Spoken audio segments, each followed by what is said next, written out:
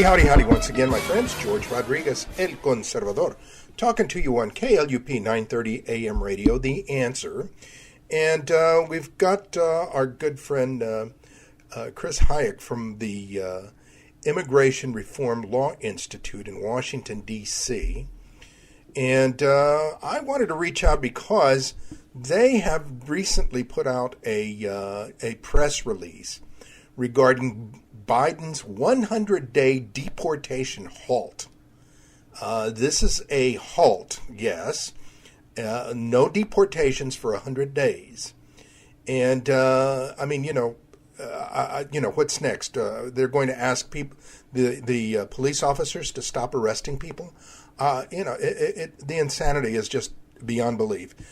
Chris, thank you for joining us on the show as usual. Tell us, what does this mean? And, again, this is one of these. This seems to be one of these crazy edicts or policies that the president, that President Biden seems to be proposing at this point. Tell us about it. Well, the anti-borders left has been creating these situations for years, and now they've achieved the presidency. So his people are very much part of that. And this deportation pause is, in part, it's a symbolic gesture to those people to win their support, but it also has terrible consequences. It will result, according to former ICE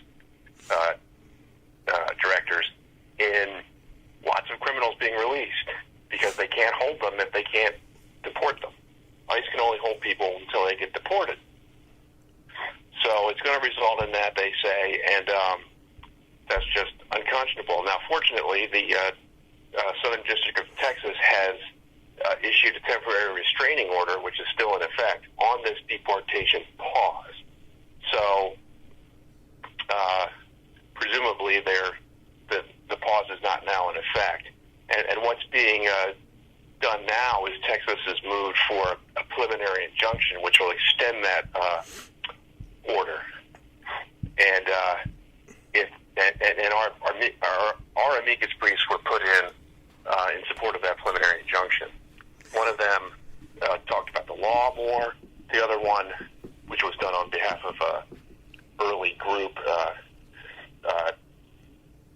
AUSA, Attorneys United for a Secure America, and on behalf of a victims group, talked about, the terrible crimes that removable illegal aliens, criminal illegal aliens who were not removed have been committing.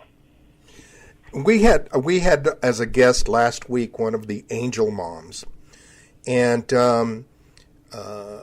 we have another one this week. And the story that these ladies, the fathers as well, angel fathers, the stories they tell about repeat offender illegal aliens, as well as illegal aliens that have repeatedly crossed illegally, committing crimes. And now we've got an administration that's going to halt the deportation of such individuals. I don't know where to start. I don't know what to say. It's incredible. Right, and it's planned to get worse. They're going to review their priorities and probably deprioritize just about everybody except terrorists, and that'll be challenged too. The courts will be the only thing standing between America and just a total application of the enforcement of immigration laws. So somebody's got to bring cases. Somebody's got to bring these cases to stop it, and we're working on that.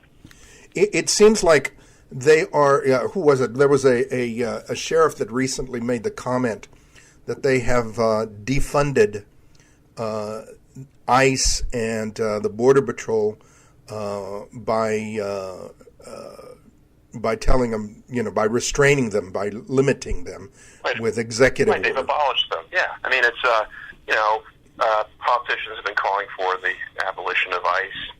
And this is an attempt perhaps to abolish it in practice by just telling them not to do their job. But that happens to be illegal under the Administrative Procedure Act.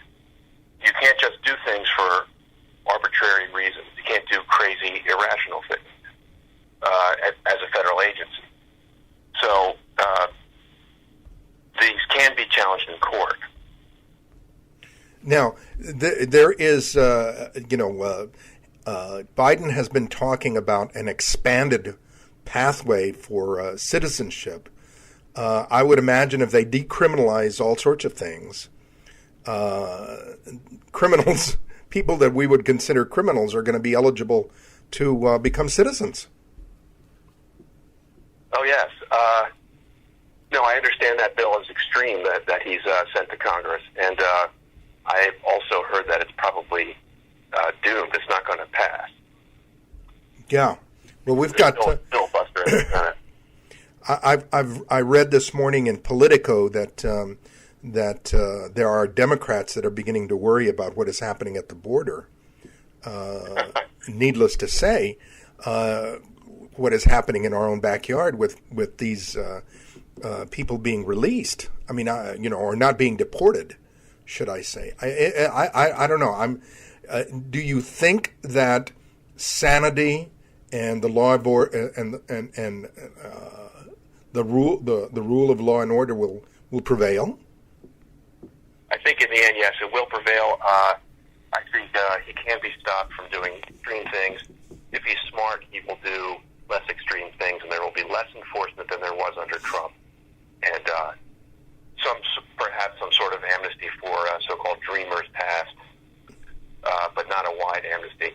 It's,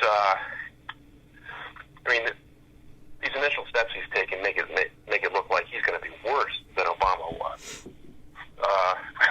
which is not that. Yeah, really. Yeah. But he probably will be about the same. But if they get too extreme, then the old rules come back. When the new ones are struck down. So, and I can tell you that ICE enforcement agents want to do their jobs. And, the bureaucracy is largely, when it comes to ICE, is not, they're going to do what they're told by the director of their agency. So it's important what they are told, but they are not going to be adverse to enforcing the law. And, Tom Homan was ICE director under Obama, and then he continued under Trump. And then everyone hated him. Nobody said anything until it was under the Trump administration. It's amazing how that hypocrisy rules. Yeah. The other question that I had for you is the issue of not only the citizenship proposal that is going on, but what about the relaxing of travel from terrorist countries that the terrorist sponsor countries that the Trump administration had put in? I mean, they called it the Muslim ban, but it was not a Muslim ban. Is there going to be any challenge or danger from that? Well, I guess they had their fingers crossed that none of these people being let in now are going to commit a terrorist attack. There is some risk, but the president has pretty broad authority under the provision of law that Trump used, and the lawsuit brought against him was thrown out by the Supreme Court because he just has this very broad authority to suspend entry. Is the president's authority just as great to rescind the proclamation? I mean, it would seem to be.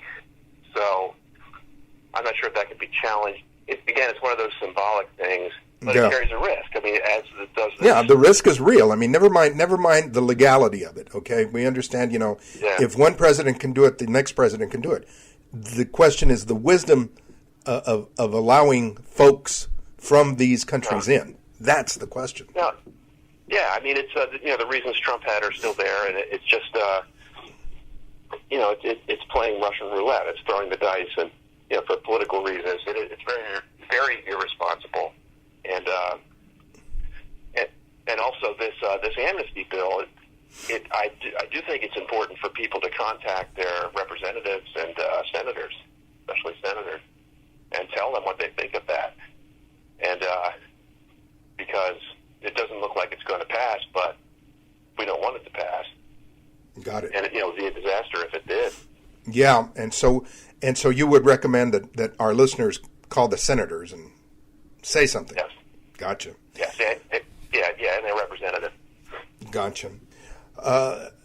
Thank you very, very much for taking time to be with us on such a short notice. I really, really appreciate it. We've been talking with our friend Chris Hajec from the Immigration Reform Law Institute in Washington, D.C. Is it snowing there, Chris? It's storm. Big storm. I mean, we're in South Texas. You can imagine. I am looking out my window right here at my little studio, and it's got to be at least 4 inches of snow at least on the ground already. And wow. I know that the Border Patrol is busy. Been picking up folks that have crossed the river, and it was 14 degrees at one point. I think on Tuesday. So hypothermia is really running rampant. Yes, I know, it's terrible. I've heard about that, and it's here it's an ice storm, so the roads are bad. But it is the East Coast, so you expect it. Yes, you expect it. Yeah, right.